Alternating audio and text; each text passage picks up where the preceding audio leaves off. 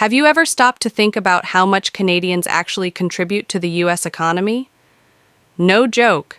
Every year, millions of Canadians cross the border for vacations, shopping sprees, winter escapes, and weekend getaways.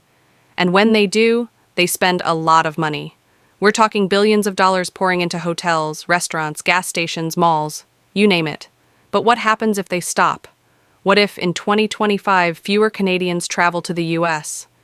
Maybe it's because of high travel costs, stricter border rules, or just changing habits.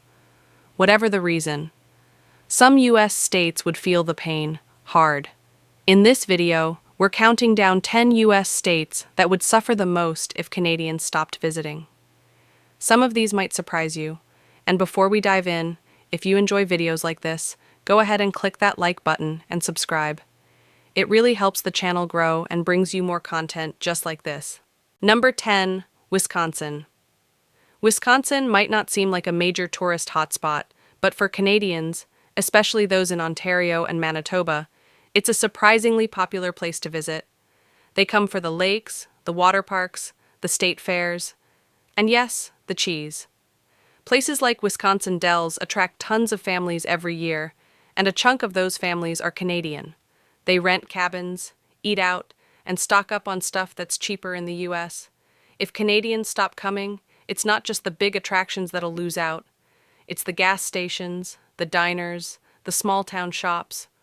All the little places that depend on that seasonal surge would feel the drop immediately. Number 9. Ohio might not scream tourist destination, but it actually pulls in a good number of Canadian visitors, especially from southern Ontario. Why? Well, there's Cedar Point, one of the biggest amusement parks in the world. There are concerts, football games, and shopping hubs in cities like Cleveland and Columbus. Canadians often drive down for long weekends or summer breaks, and they don't come empty-handed. They spend on hotels, food, and entertainment. So if they stop coming in 2025, that's thousands of empty hotel rooms and way fewer customers at local restaurants and stores. Number 8, Illinois is all about Chicago when it comes to tourism. And Canadians love Chicago. It's close, it's exciting, and it's packed with things to do. Museums, deep dish pizza, the waterfront, sports, shopping. It checks all the boxes. Canadians often visit for events, concerts, or even just a short vacation. Flights from Toronto and Montreal are quick and relatively cheap, or at least they used to be. If travel slows down or becomes more expensive, those trips might disappear, and with them, a steady stream of money flowing into the city's economy. And it's not just Chicago. Smaller towns nearby also benefit from that traffic. If it disappears, the ripple effect could stretch across the state. Number 7, New York. New York State is closely tied to Canada, literally. It shares a long border with Ontario and Quebec. Canadians come to see Niagara Falls from the U.S. side. They come to Buffalo for shopping. They go to upstate New York for skiing, hiking, and weekend getaways. Many towns rely heavily on those short visits from just across the border. Some even cater specifically to Canadian customers with French signs and cross-border deals. If those trips stop in 2025, small businesses, especially in upstate areas, could take a huge hit. It's easy to overlook because it feels so normal. But when that cross-border traffic slows down, things can get quiet fast. Number 6. Arizona is a snowbird's paradise. And you know who the snowbirds are? Thousands and thousands of Canadians.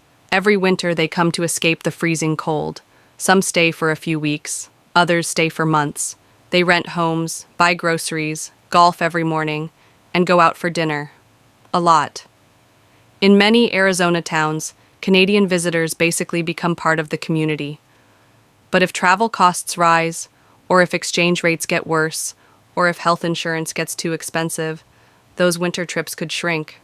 And when that happens, local economies that rely on winter tourism could really struggle.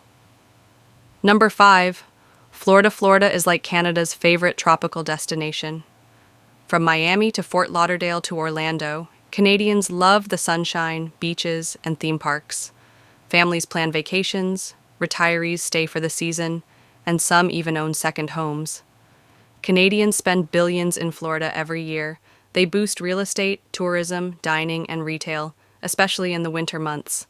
If that flow of visitors slows down in 2025, the effect would be huge. Empty hotels, slower restaurants, less foot traffic at attractions. For a tourism-heavy state like Florida, that's a serious problem. Number 4. Nevada, Vegas, baby. Nevada draws in Canadian tourists year-round, mostly thanks to Las Vegas.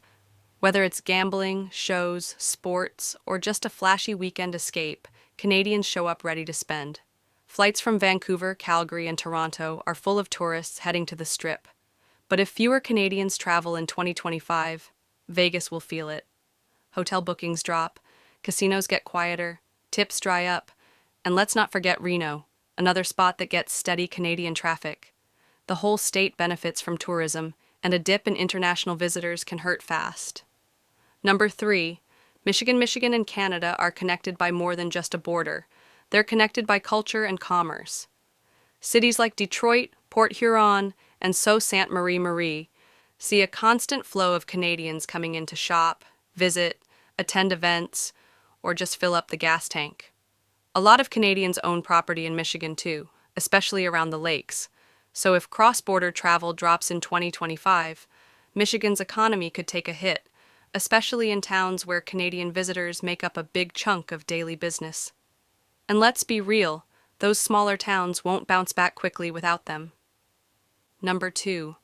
California is always a dream destination. Beaches, national parks, big cities, it's got everything. And Canadians love it. They fly in from the West Coast, the East Coast, and everywhere in between. Some come for Disney, others for wine country, or maybe just the palm trees and warm weather. California gets millions in tourist dollars from Canada every year. But if travel gets harder or more expensive in 2025, that money might not show up. And when you add that to the already expensive cost of living in California, losing a chunk of tourism money is a bigger problem than people realize. Number 1. Maine. This might surprise you, but Maine takes the top spot. Why? Because so much of its tourism, especially in the summer, comes from Canadian visitors, mainly from Quebec and New Brunswick. They drive in for beach vacations, outlet shopping, seafood, and small-town charm. Some families have been coming to the same towns for generations. In parts of Maine, it's totally normal to see bilingual signs and hear French in restaurants. That's how close the connection is. If those visits stop in 2025, it's not just a dip, it's a drought. Small businesses that rely on Canadian dollars could struggle to stay afloat. So yeah, it's easy to take international visitors for granted. But when they stop coming, the impact is real. These 10 states rely on Canadian tourism more than most people realize. If travel trends change in 2025, if the economy shifts, or if it just becomes harder to cross the border, a lot of places are going to feel it. Were you surprised by any of these states? Let me know in the comments. And if you found this video interesting, go ahead and like it, subscribe to the channel, and hit that bell so you don't miss the next one. Thanks for watching.